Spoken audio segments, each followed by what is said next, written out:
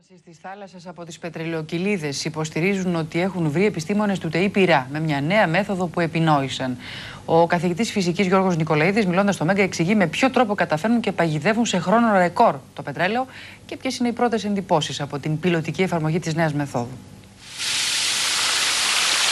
Μπορούμε να περισυλλέξουμε πετρελαιοκυλίδες από τη θάλασσα με μαγνήτες?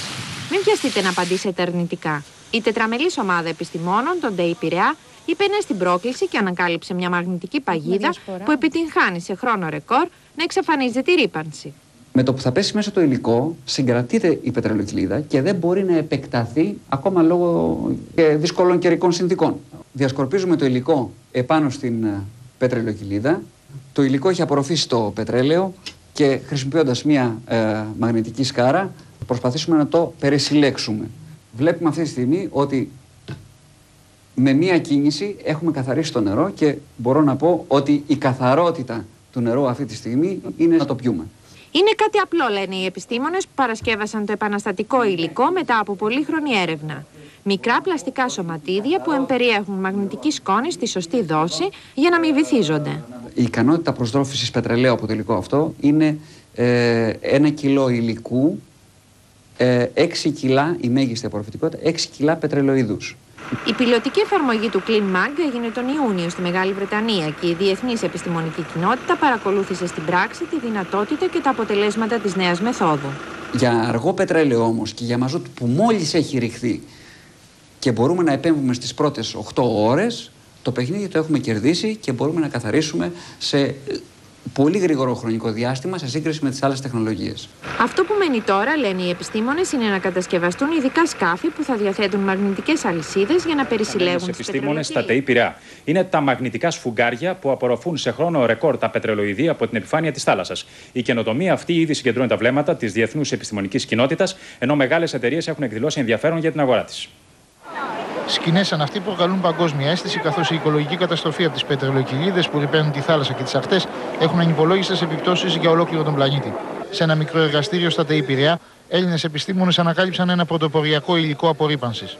Αυτό εδώ είναι το περίφημο CleanMag ή αλλιώς μαγνητικά σφουγγαράκια. Είναι μια πρωτοποριακή πατέντα την οποία δημιούργησε μια ομάδα επιστημόνων στα ΤΕΙ Πειραιά. Πρωτοπορεί έναντι των εφαρμοζόμενων μέχρι σήμερα μεθόδων απορρίπανσης των θαλασσών από πετρελαιοκυλίδες, καθώς κοστίζει 10 φορές φτηνότερα, μειώνει τον χρόνο απορρίπανσης από 30 έως 50% και το σημαντικότερο, καταργεί τα χημικά διασκορπιστικά που κατά κόρον σήμερα χρησιμοποιούνται και η εφαρμογή τους έχει τεράστιες επιπτώσεις στο οικολογικό σύστημα. Ρίχνουμε το πετρέλαιο, το οποίο είναι, στην ουσία αυτό εδώ είναι πετρέλαιο με καμένα λάδια αυτοκινήτου και δημιουργούμε αυτή τη στιγμή μια πετρελαιοκυλίδα. Διασκορπίζουμε το υλικό επάνω στην πετρελαιοκυλίδα και θα δούμε ότι πέφτοντας το υλικό επάνω στο πετρέλαιο η κοιλίδα συρρυκνώνεται. Τώρα, χρησιμοποιώντας μια μαγνητική σκάρα, όπως αυτή εδώ, έχει ένα σετ μαγνητών από κάτω, θα προσπαθήσω να περισυλλέξω τα μαγνητικά αυτά υπολείμματα.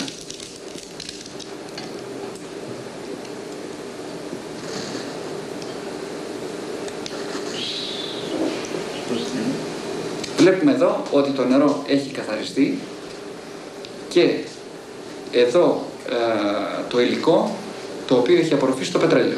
Η σύλληψη της πρωταρχικής ιδέας ήταν απλή, όπως συμβαίνει άλλωστε με όλες τις ανακαλύψεις. Από το 1997, η νέα μέθοδος με την υποστήριξη των Υπουργείων Εμπορικής Ναυτιλίας και ΠΕΧΟΔΕ, καθώς επίσης και της Ευρωπαϊκής Κοινότητας, παρουσιάστηκε σε διεθνείς επιστημονικές ημερίδες και ήδη στις σελίδες των ΤΕΙ στο ίντερνετ έχουν εγγραφεί 92 χώρες. Εξίσου σημαντική είναι η ανακάλυψη και για την χώρα μας. Με αυτό το υλικό, το CleanMag, μπορούμε να επιτύχουμε και την απορρίπανση των θαλασσών και από πιθανή χημική ρύπανση, πέραν δηλαδή των πετρελαιοκυλίδων. Τους επόμενους μήνες αναμένεται η πιλωτική εφαρμογή της ανακάλυψης σε φυσικό περιβάλλον, προκειμένου να κυκλοφορήσει και επίσημα